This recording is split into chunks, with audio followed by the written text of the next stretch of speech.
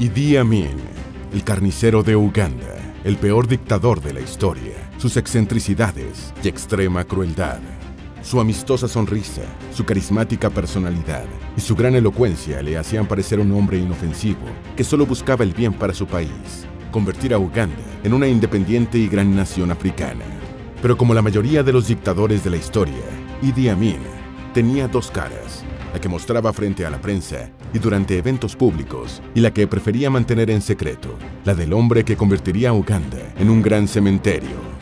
Debajo del uniforme militar había un soldado con delirios de grandeza, embriagado de poder que, en 8 años al frente del país, ordenó la muerte de unas 300.000 personas, cifra escalofriante que para el momento llegaría a significar el 4% de la población. Quienes celebraron su golpe de estado contra el presidente Milton Obote en 1971 jamás imaginaron que serían gobernados por un mortal puño represivo que la historia conocería como Idi Amin, el carnicero de Uganda. Pero esta historia no comienza aquí. Hace falta más para descubrir al peor dictador de todos los tiempos. Antes de meternos a fondo, no te olvides de suscribir a nuestro canal y activar las notificaciones para mantenerte al día con nuestras actualizaciones.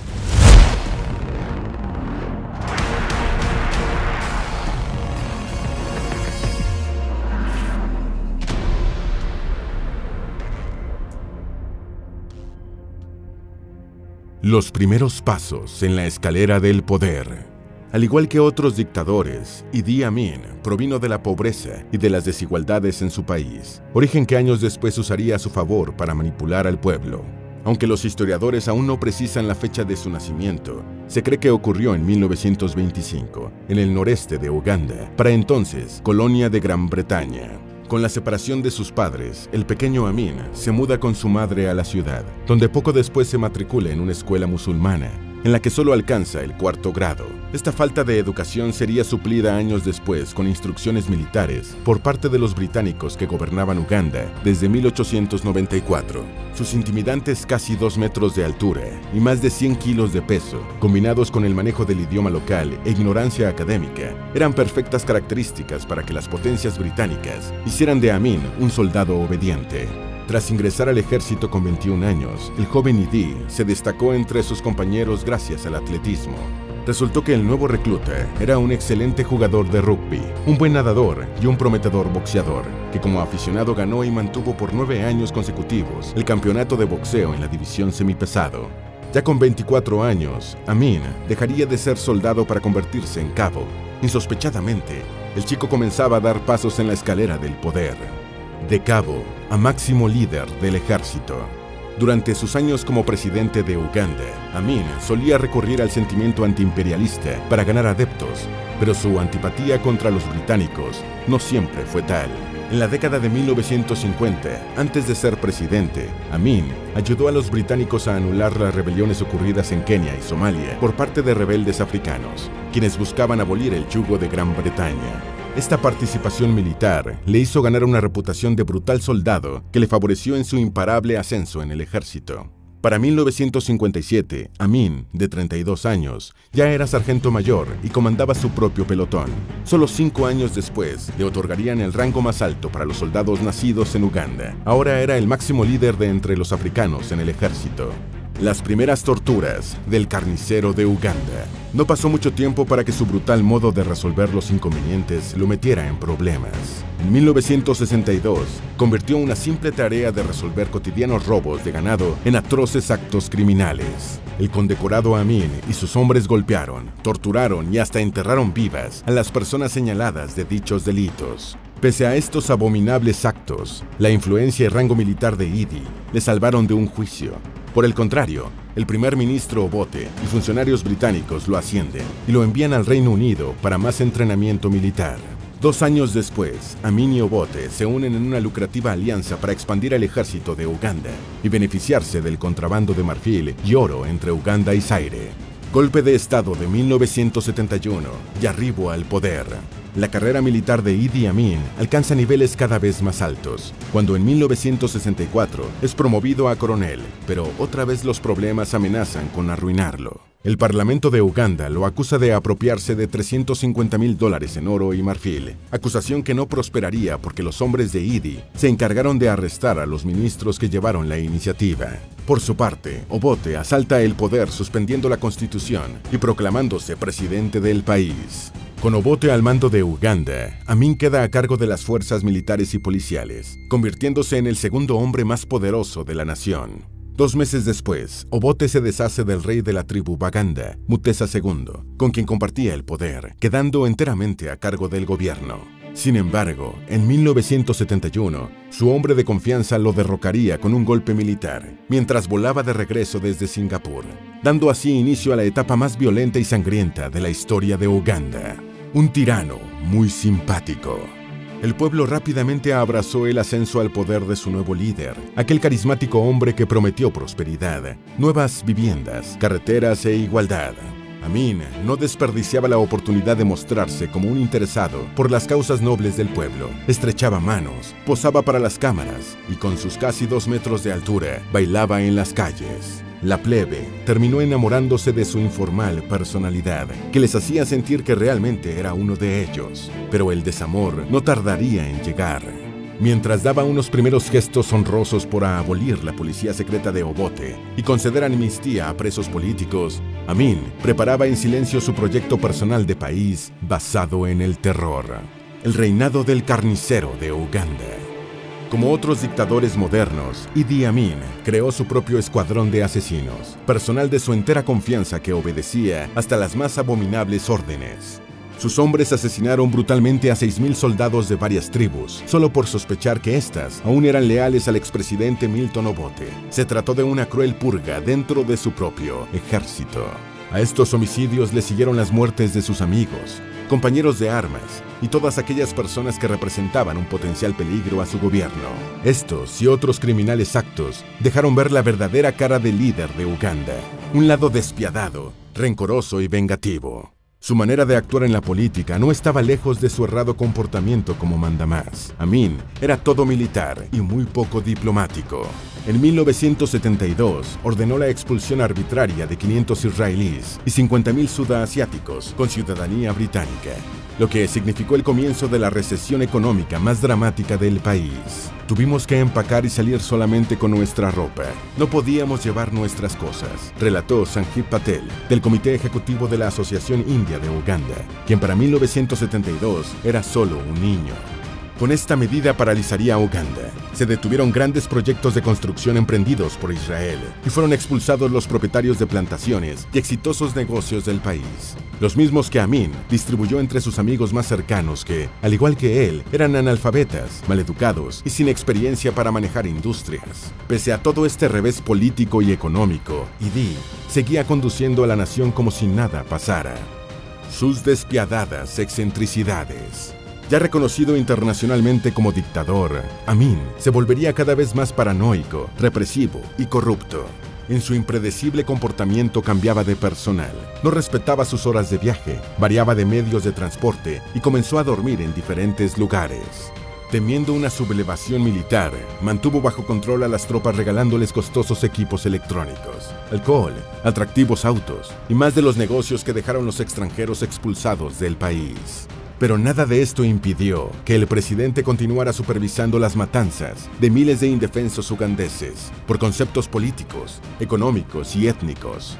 Alan Kakembo, estudioso de la historia contemporánea de Uganda, afirmó: entre 1973 y 1979, 19,000 personas murieron torturadas en el Palacio de Buganda. A veces venía Amin para asistir a las torturas y otras veces para confirmar el sufrimiento de ciertas personas. Esa era su pasión. Podía regocijarse viendo sufrir a la gente. Amin se volvió cada vez más creativo, buscando maneras horrorosas de infligir dolor y entretenerse mientras lo hacía. Se creyó que cortaba las cabezas de sus enemigos y las guardaba como sádicos premios en un refrigerador. Se informó que una vez ordenó arrojar a 4,000 discapacitados al río Nilo, solo para ver cómo eran descuartizados por cocodrilos. Pero en 1976, una sorprendente revelación opacaría hasta sus más inhumanos crímenes. Amin confesó haber comido carne humana. Es muy salada, incluso más salada que la carne de leopardo, llegó a admitir. A pesar de sus políticas represivas, intimidatorias y homicidas, Idi Amin es elegido como presidente de la Organización de la Unidad Africana, un cargo con el que gozaba de aún más inmunidad y poder.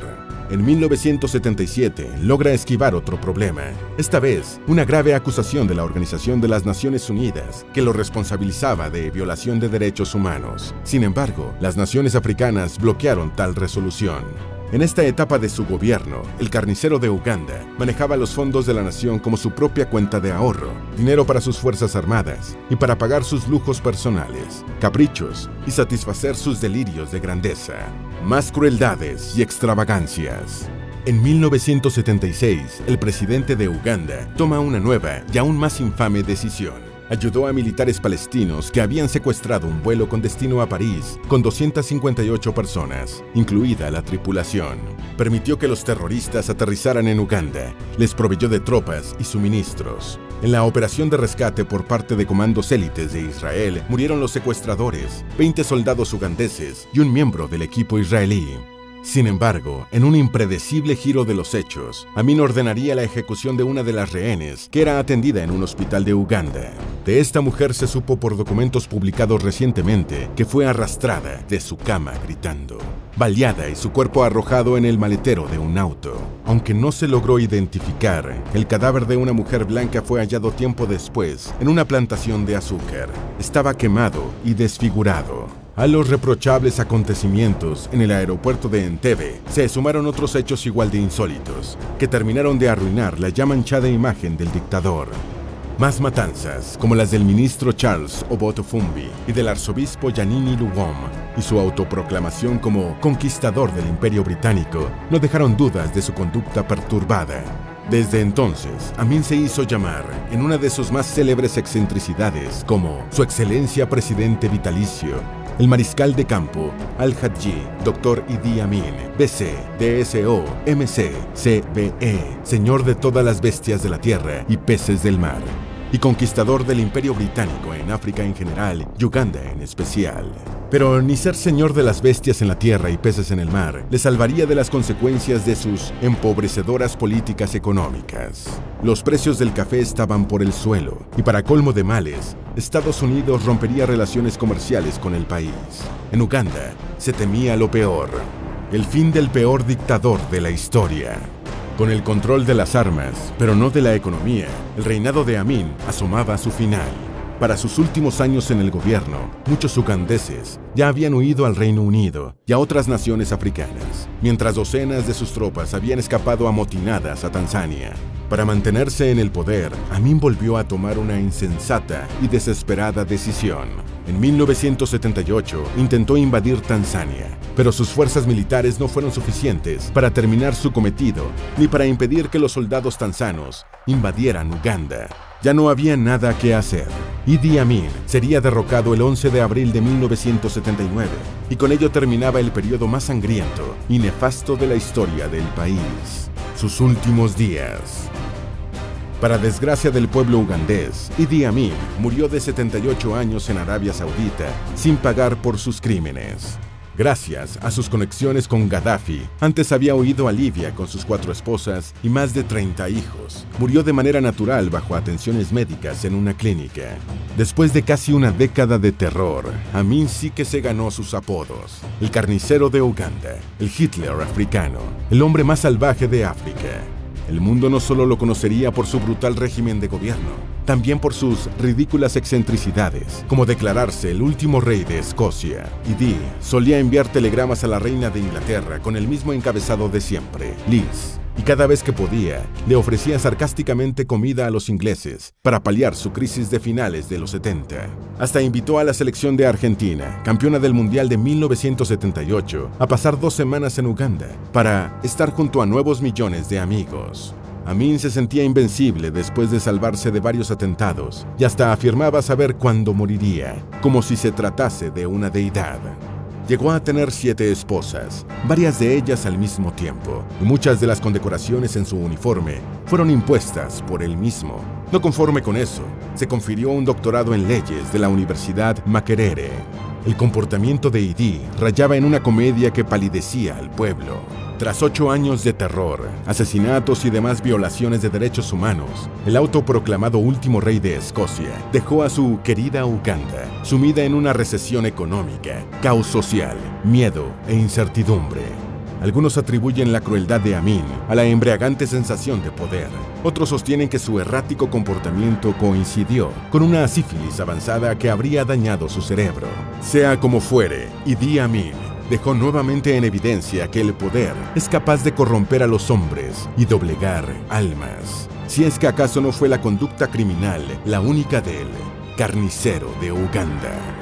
Esperamos que este video te haya sido útil. Si tienes algo que agregar, por favor, compártelo con nosotros en la sección de comentarios. Dale me gusta a este video y envíale el enlace a tus familiares y a tus mejores amigos para que también sepan más de Idi Amin, el carnicero de Uganda. Si eres nuevo en nuestro canal, no olvides suscribirte. No se te olvide seguirnos en todas nuestras redes sociales, que van a estar aquí abajo en la descripción. Recuerda, un pueblo que no conoce su historia está condenado a repetirla.